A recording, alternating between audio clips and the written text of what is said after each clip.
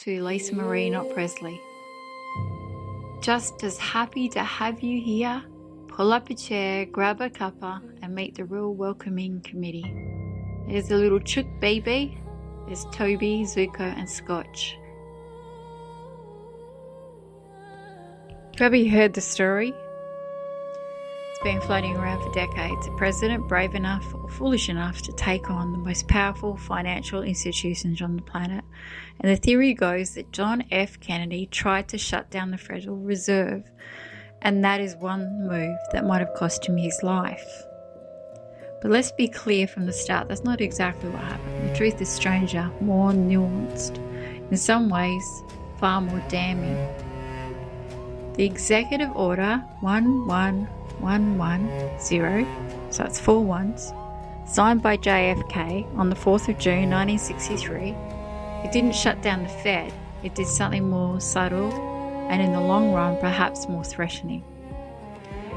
It authorised the US Treasury to issue its own currency, silver certificates backed by the massive silver stockpile the government held at the time. And that was around 4.3 billion worth that was printed. They looked almost identical to the Federal Reserve notes, but there was one crucial difference. They were debt-free. This was a Federal Reserve note. It was created when the government borrows money from the Fed, paying interest on every single dollar, a United States note issued directly by the Treasury. There was no debt, no interest. The profit goes back to the people. To understand why you have to go back a few months to the executive order of 11100, instead of the 4 zeros, it's 11100, February the 28th, 1963. This order moved vast amounts of physical silver from one national defense stockpile directly to the US Mint, Stage 1, secure the asset. And in 1963, America, in a monetary Cold War, as gold was hemorrhaging from Fort Knox to Europe, the silver in every dime and quarter is now worth more as metal than a coin. There's a nationwide coin storage shortage. The system is creaking, and the vital element in keeping the peace is our military establishment. Our arms must be mighty. This was JFK saying this. This is publicly. It's the Cold War privately. It's the war for monetary sovereignty, and Kennedy's advisors are terrified. The Bretton Woods system, the dollar gold peg, is under siege. And if foreign governments keep demanding gold for their dollars, the US goes bankrupt. Enter Robert V. Russa. He is the Undersecretary of the Treasury for Monetary Affairs, a former New York Fed economist. The architect, his solution, create a second track. Make and back the dollar's credibility not just with fleeting gold, but with solid silver. A strategic end run. But the technical move had a revolutionary political echo. So in the halls of Congress, men like Wright Patman, the popularist chairman of the House Banking Committee, of course, had been screaming for decades that the Federal Reserve was an unconstitutional cartel of private banks, and he was right. Kennedy's order was a godsend to them. Proof, and it could be done. This is Wright Patman. The Federal Reserve is not federal, and it has no reserves, he said. At the Fed, Chairman William Mark Chesney Martin, son of the Fed founder, saw it directly. This was a direct challenge to the sacred independence of central banking. A president politicizing the currency to the financial establishment. This wasn't just policy, it was heresy. So now what follows? the threads. The opposition wasn't just the Fed, it was the network. Thread 1. The New York banking houses. Morgan, Rockefeller, Brown Brothers, Harriman. Those whose profits were built on managing government debt. Thread 2. The IMF, the World Bank, whose entire post-war system relied on stable, Fed-managed money, the dollar.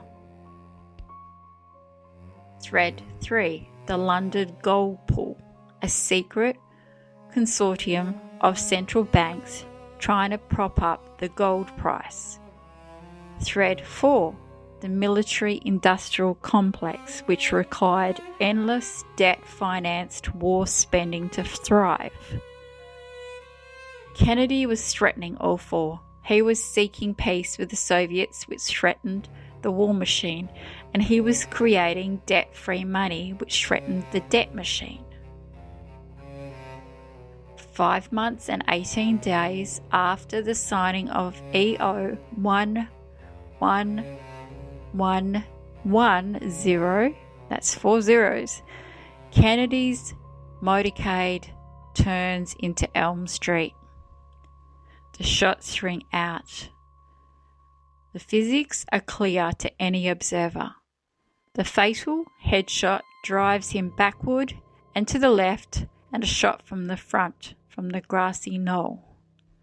48 hours later, the patsy is silenced by a mob-connected nightclub owner with a curious police access. The narrative locks in. One lone nutcase. Closed.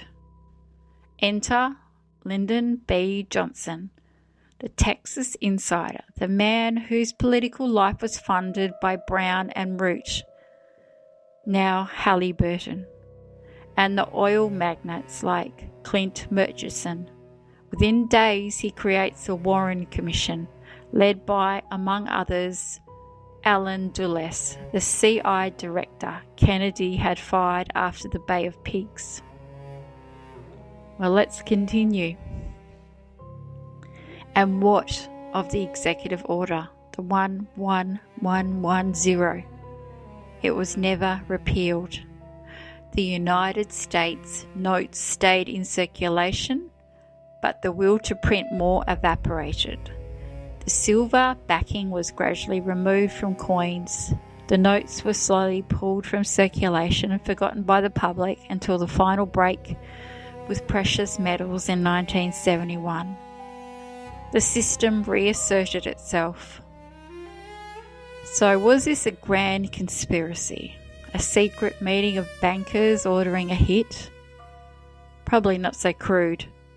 Was it a convergence of interests, a powerful system, identifying a lethal threat and neutralizing it through a convenient network of assets?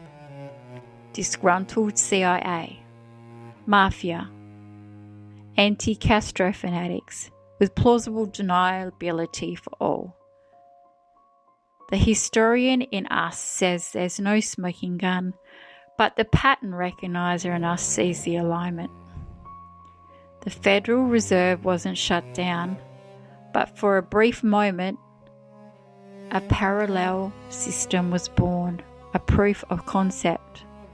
The President had demonstrated that the government could create its own money without the middlemen, without the debt, and then he was dead.